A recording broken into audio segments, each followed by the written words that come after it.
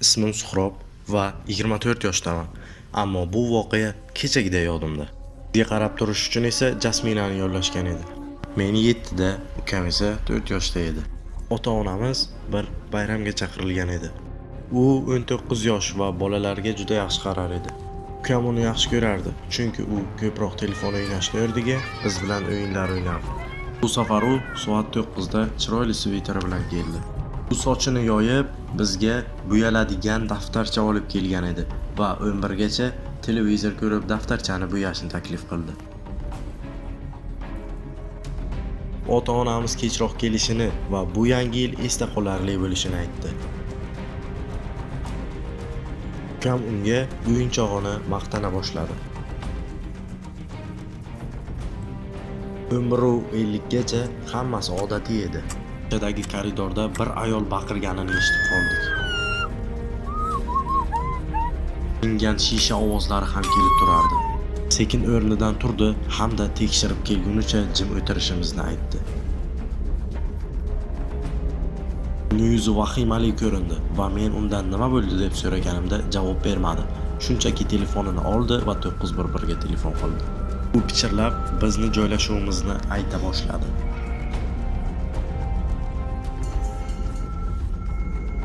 U bizga tabassum bilan qaradi, ammo uning ko'zlarida qo'rquv bor edi. O'yin o'ynashimizni, hammomga borib yashinishimizni va tungi ninjalarga o'xshab ovoz chiqarmay o'tirishimizni ta'kidladi. Ukam juda xursand bo'lib ketdi, ammo men bu yerda nimadir xato ekanligini bilardim. Jasmina qo'limizdan ushlab bizni hammomga yetakladi. Birinchi ukamni, so'ngra meni vannaga qo'yib, vanna pardasini yopdi. Bo'lishidan qat'iy nazar ovoz chiqarmasligimiz kerakligini aytdi va men nima bo'layotganini pichirlab undan so'radim. U shunchaki ukang bilan vannada qolishga va'da ber deb aytdi. U burchakka borib o'tirdi va parda orqasidan bizga tikilib turardi. Toza havoga chiqib kelishini aytdi va unga ishonishimizni, bu yer xavfsiz ekanligini bildirdi. Ukam bilan vannada qo'rqqanimizdan bir-birimizni qattiq ushlab olgandik.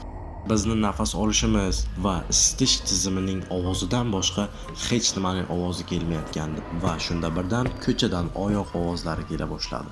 Qadam tovushi har bir eshikda to'xtab o'tayotgan edi. Men shu daraja qo'rqib ketganimdan ukamning og'zini qo'lim bilan yopib olgandim. Nimadir bo'lishini sezdim, ammo eshitishga davom etdim. Shunda oyoq tovushlari bizning eshigimiz ortida to'xtadi. Biroz muddat sokinlikdan so'ng eshik dastagi ovozi eshitildi va Jasmina sokin tarzda "Hozir politsiya kelyapti, shunchaki bu yerni tark eting" deb aytdi. Shunda nimadir eshikni juda ham qattiq urdi. Jasmina juda ham baland baqirdi. Men va ukam esa qo'rqqandan qaltirayotgan edik. Shunda mebellar singan ovozi eshitila boshladi. Oyoq tovushlari uzoqlashib ketayotgan edi. Ukam yig'lab yubordi va men uni og'zini qattiqroq ushladim. Kimdir mehmonxonaga juda ham tezlikda bordi va hamma narsalarni, mebellar, yostiqlarni buzib tashladi. Va xonamni tepib kirdi. Shundan so'ng u yuvinish xonasiga keldi. Men ukamni juda ham qattiq quchoqlab olgan edim. Pardaning biroz ochiq joyidan uni ko'rdim. U uzun bo'yli va qora maska kiyib olgan odam edi. Qo'lidagi pichog'idan qon tomib turardi va u pardani ochishiga bir vaqt qolganda Jasmina baqirdi.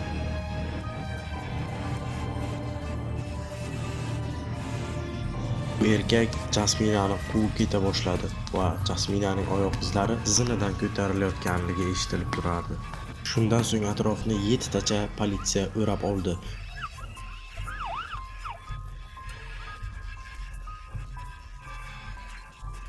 Ularning ba'zilari bizni ko'tarib ko'rpaga o'rashdi va nimani eshitishganimiz haqida so'rashdi.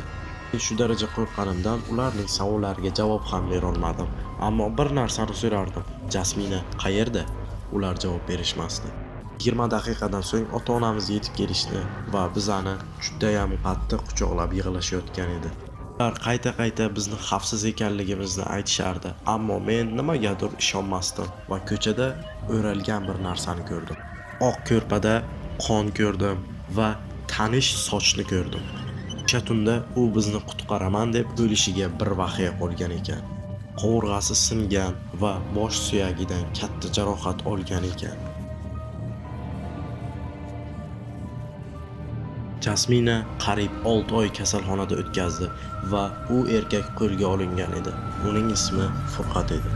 Uni yana bir sherigi ham bo'lgan. Aslida esa ular umuman boshqa kvartiraga kirishmoqchi bo'lishgan. U yo'lidan chiqqan odamni o'ldirib ketavergan. Ammo biz Jasmina tufayli omon qoldik. Uni ko'rish uchun kasalxonaga bordim.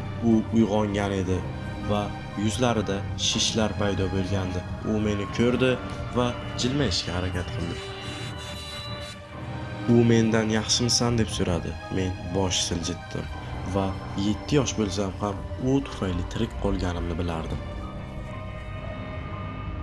Ortiq u enaga bo'lib ishlamayapti. Shunchaki boshqa davlatga ko'chib ketdi. Ota-onam esa uni dori-darmonlaridan xabardor bo'lib turishdi. U biz uchun nima qilganini haligacha unutolmayman. Hozir ukam va men kattamiz. O'zimizning oilamiz, o'zimizning muammolarimiz bilan va o'zimizning kvartiralarimizda. Ammo har yangi yilda biz Jasminani eslaymiz. Ketsa buyurtma qilib, yulduzlarga qarab 19 yil avvalgi bo'lgan voqeani eslab turardik. O'shanda u bizni hayotimizni saqlab qolgan va biz buni unutmaymiz.